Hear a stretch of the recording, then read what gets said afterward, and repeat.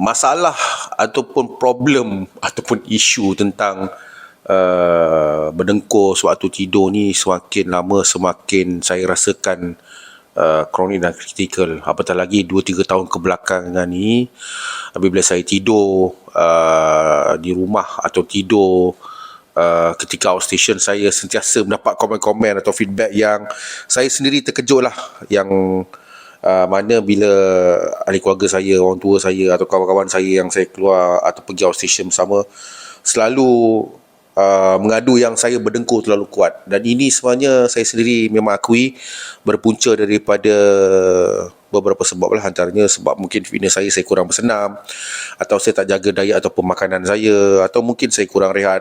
Ada too many factors yang menyebabkan saya tidur atau ngorok atau berdengkur dengan kuat. Dan ini memang mula mendapat perhatian secara peribadi daripada diri saya, dan saya rasa I have to find a solution, find a way to end, untuk tamatkan siri-siri dengkuran yang boleh kata sekarang ni semakin dahsyat lah, semakin dahsyat. So saya doakan sesiapa yang sedang mendengar atau sedang mengikuti entry blog ni supaya doakan saya supaya dapat hilangkanlah dengkuran tu, dapat hilangkan masalah yang saya alami ni. Sebab saya pun rasa khawatir juga, gusar juga kalau berdengkur dengan agak teruk ni.